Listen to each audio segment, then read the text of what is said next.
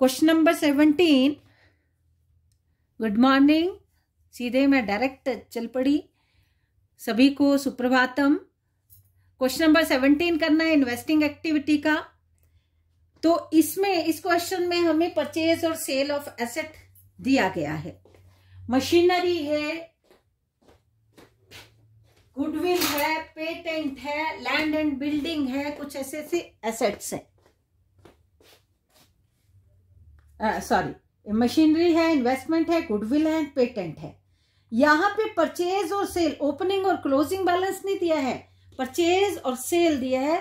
जब भी हम इन्वेस्टमेंट करते हैं तो हमें इन्वेस्टिंग एक्टिविटी है, हम इन्वेस्टमेंट करते हैं तो हम मान लो कुछ खरीदते हैं, एसेट में इन्वेस्ट किया, मशीनरी में इन्वेस्ट किया, मशीनरी खरीदी तो outflow of cash. Machinery purchase की, मशीनरी परचेज की तो outflow of cash, machinery sell out की तो इनफ्लो ऑफ कैश। यहाँ पे मशीनरी, इन्वेस्टमेंट, गुडविल भी परचेज की, पेटेंट हमने सेल किया। तो ये अगर गुडविल का ओपनिंग और क्लोजिंग, अगर ओपनिंग अमाउंट से क्लोजिंग कम हो तो हम मान के चलते हैं कि गुडविल राइट ऑफ की। तो यहाँ पे हमने ये एसेट्स, सारी फिक्स एसेट्स और फिक्टिशियस एसेट्स, इनको इंटेंजिबल एसेट्स में मनी लगाया है कंपनी ने। तो इन्वेस्टिंग एक्टिविटी से cash flow from investing activity, सबसे पहले हमने लेना है मशीनरी का परचेज किया, purchase of machinery, sale of machinery, purchase of investment, sale of investment, उसके बाद purchase of goodwill, sale of patent. और हमने इसमें दिया है कि हमने डिवेंचर, किसी कंपनी के डिवेंचर्स खरीद लिए, उनपे इंटरेस्ट मिला, रिसीव हुआ, तो ये इन्वेस्टिंग एक्टिविटी से हमें इनकम हुई, इनफ्लो हुआ। और साथ ही हमें डिविडेंड भी मिला, हमने किसी कंपनी के शेयर्स खरीदे थे तो उससे डिविडेंड भी मिला, ये भी हमने मनी इन्वेस्ट की थी किसी शेयर्स में, तो इनकम फ्रॉम दैट इन्वेस्टमेंट, इसको भी हमने इनफ्लो में लेना है। और एक प्लॉट, कंपनी के पास सरप्लस फंड था तो कंपनी ने उस फंड से एक प्लॉट खरीदा, उसको रेंट आउट किया, उससे रेंट मिला, वो भी इनकम फ्रॉम इन्वेस्टिंग एक्टिविटी हुई। तो यहाँ प्लस, यहाँ माइनस, ये माइनस हम आउटफ्लो ले लेते हैं, ये हम ले लेते इनफ्लो। इनफ्लो कब होगा? जब हम सेल करते हैं। आउटफ्लो होता है जब हम परचेज करते हैं। मशीनरी परचेज की 8,80,000, 8,80,000। सेल की 1 लाख।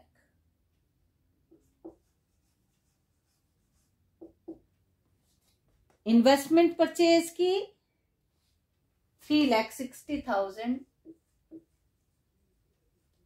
और सेल आउट की 2 लाख की।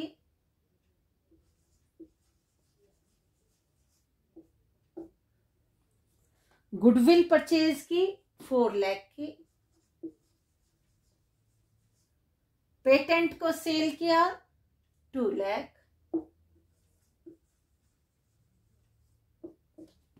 उसके बाद इंटरेस्ट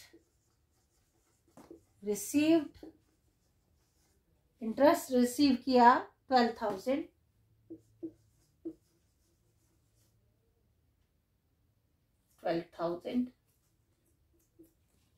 और dividend received, dividend received 20,000 rent received 60,000, outflow कितने का हुआ हम रफ में जरा देखते हैं। 11, 13 लाख, 14 लाख 40,000,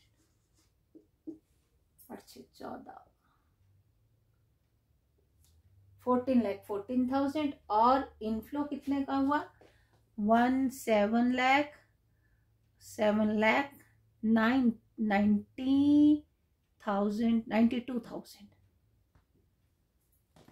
7,92,000, 8, 4, 6,48,000। कहीं पे गड़बड़ की मैंने,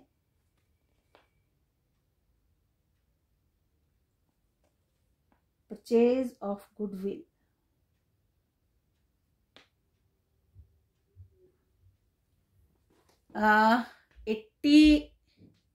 8,80,000 हमारा purchase of machinery, sale of machinery 1 lakh,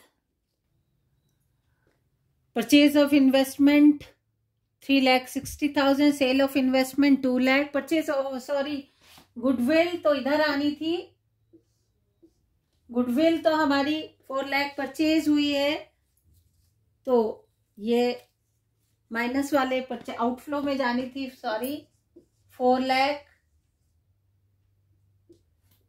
यहां गलत चली गई, तो ये आ गई 18,40,000 और ये आया 10,48,000, 10,48,000 ये हमारा क्या हुआ, cash outflow from investing activity, cash outflow from investing activity. हमने देखा यहाँ पे मुझसे गलती हुई, 4 लाख यहाँ जाना था, परचेज है, तो ये टोटल आया 18,40,000 और इनफ्लो हुआ 7,92,000।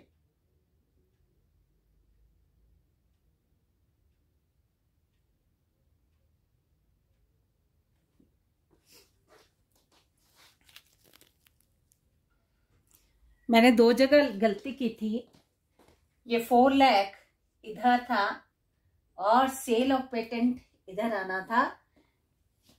आउटफ्लो हुआ 16,040, इन आउटफ्लो 16,40,000 और इनफ्लो हुआ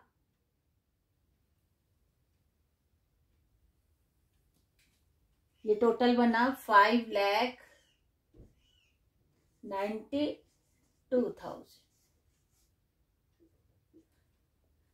तो कैश आउटफ्लो कितना हुआ फ्रॉम इन्वेस्टिंग एक्टिविटी 10,48,000। इसको यहां भी ना हम लिखते, इसको यहां ना लिख के अलग से हम लिखेंगे 10,48,000 is the cash outflow from investing activity. तो ये हमारा क्वेश्चन हमने इस तरह से इसको करना है। तो यहाँ purchase sale, purchase sale, purchase sale, rent received, interest received, dividend received, rent received, इतना हमने बैलेंस करके देखा। तो आउटफ्लो हमारा ज्यादा है, कितना ज्यादा है, इनफ्लो से आउटफ्लो 10,48,000 का आउटफ्लो फ्रॉम इन्वेस्टिंग एक्टिविटी हमारा ज्यादा है। तो ये हमने देखा क्वेश्चन। और लास्ट क्वेश्चन हम करेंगे फाइनेंसिंग एक्टिविटी का। Last question, cash flow from financing activity, cash flow from financing activity. यहाँ पे शेयर्स डिबेंचर इशू होते हैं तो इनफ्लो होता है, उनको पे बैक करते हैं तो आउटफ्लो होता है, और उनको रिडीम करते हैं तो आउटफ्लो होता है, इंटरेस्ट पे करते हैं तो आउटफ्लो होता है, इंटरेस्ट डिविडेंड पे करते हैं तो आउटफ्लो होता है। तो ये सारा हमने इनफ्लो और आउटफ्लो हमने साथ साथ चलाना है। शेयर्स पे प्रीमियम मिलता है तो इनफ्लो होता है। देखेंगे, पहले लास्ट क्वेश्चन कर रहे हैं इस चैप्टर का, question number 18। Equity share 7 lakh थे और अब 9 लाख हो गए, तो ये इश्यू ऑफ इक्विटी शेयर आया। Issue of equity share, issue of equity share आया कितने? 2 लाख। इनफ्लो हुआ। चलो इधर प्लस माइनस हम साथ में चलाते हैं। उसके बाद प्रेफरेंस शेयर्स 5 लाख से 3 लाख रहेगी, तो मतलब इसका मतलब ये रिडीम हुए हैं। सिक्योरिटी प्रीमियम 1 लाख से 1,40,000 एड सिक्योरिटी प्रीमियम 40,000। नेक्स्ट है डिबेंचर 3 लाख से 4 लाख हो गए, issue of debenture 1 lakh.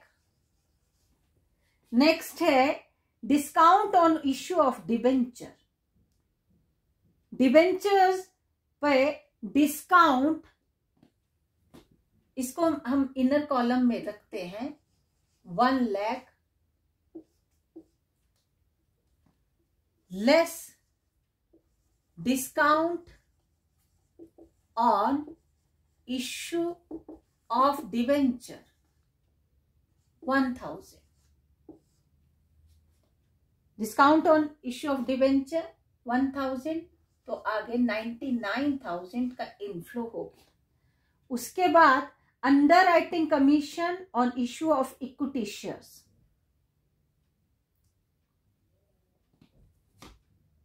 Less, वैसे क्या करना चाहिए था हमें, यहीं पे करती हूँ एक चीज,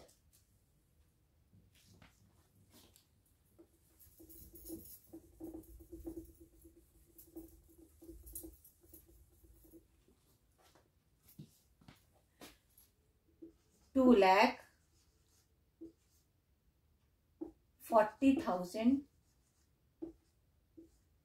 2,40,000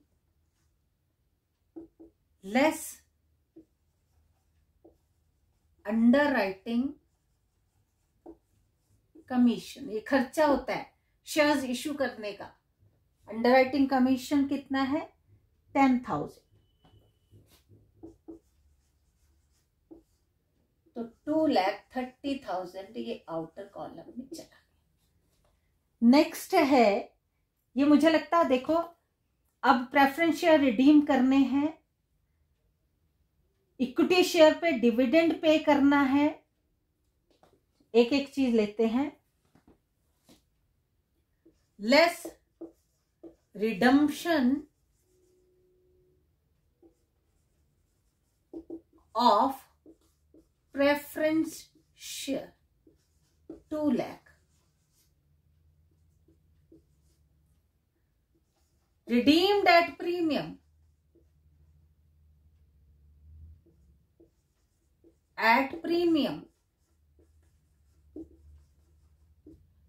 redeemed at premium कितना है? 5% प्रीमियम पे 5% इसका लगा 10,000, मतलब 2 लाख के प्रेफरेंस शेयर प्रीमियम पे रिडीम हुए, तो वो 2,10,000 उनको पे करना पड़ा। तो मैं यहां पे लिख देती हूँ 2,10,000, ठीक है। और इन्हीं पे क्या हुआ, इन पे क्या करना है? इंटरेस्ट भी पे करना, इंटरेस्ट नहीं, प्रीमियम रिडम्पशन आ गया interest paid on debenture, preference share redeem हो गए, वो भी प्रीमियम पे। और अब 15% डिविडेंड पे करना है, 15% dividend on paid on equity share. Equity share पे डिविडेंड पे करना है, इक्विटी शेयर पे डिविडेंड 15%, तो 7 लाख पे 15%। ओपनिंग पे लगेगा ना साल के अंत में, 7 लाख पे 15%, 000 1 लाख पे करना है, 1 लाख। और ये भी प्रेफरेंस शेयर वाला भी इधर जाना है, 2,10,000 माइनस वाले आउटफ्लो। डिविडेंड पे हो गया, प्रेफरेंस शेयर पे डिविडेंड देना है, प्रेफरेंस शेयर 5 और उनका 15% पे 15% dividend paid on preference share. Preference share 5 lakh पे 15% 75,000 पे किया। Outflow of cash 5,000, 5 lakh into 15,000, 75,000। ये वाले ऊपर नीचे हो गया थोड़ा। नेक्स्ट है प्रेफरेंस शेयर रिडीम हो गए, और अब कुछ एक बार इंटरेस्ट ऑन डिबेंचर, ये चाहे दिया है चाहे ना दिया हो, ये पे होता ही है। 12% इंटरेस्ट पेड ऑन डिबेंचर, ये कितना हुआ? डिबेंचर्स है 3 लाख इंटू 12%,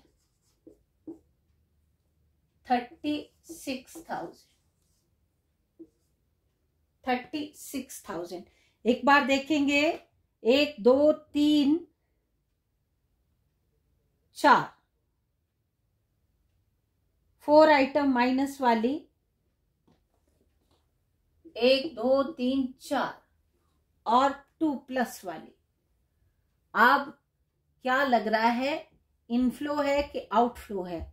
हम देख लेते हैं कितना इसका अलग से टोटल करते हैं। 2,10,000, 1,05,000, 75 and 36,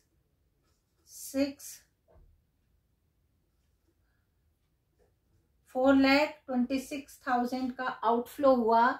इनफ्लो हुआ 0,00923, 0,007 और 9, 97,000 का क्या हुआ? आउटफ्लो हुआ। कैश यूज हुआ, cash used in financing activity कितना हुआ? वो 97,000। Cash used in financing activity 97,000 है। मैंने रफ में किया, ये आउटफ्लो है, ये इनफ्लो है। आउटफ्लो ज्यादा है, इनफ्लो कम है। कितना आउटफ्लो ज्यादा है? वो है 97,000। मतलब कैश यूज हुआ है फाइनेंसिंग एक्टिविटी में, इनफ्लो कम है, आउटफ्लो ज्यादा है। 97,000 का कैश आउटफ्लो हुआ। तो ये डिफरेंट एक्टिविटी से हमने कैश फ्लो देखा। ऑपरेटिंग एक्टिविटी से, फाइनेंसिंग एक्टिविटी से, इन्वेस्टिंग एक्टिविटी से। तो इसके बाद हमने कुछ और सम्स करने होंगे, तो हम रिवीजन में इसको करेंगे। लेकिन ये अभी कैश फ्लो स्टेटमेंट आपका आज ये पूरा हुआ।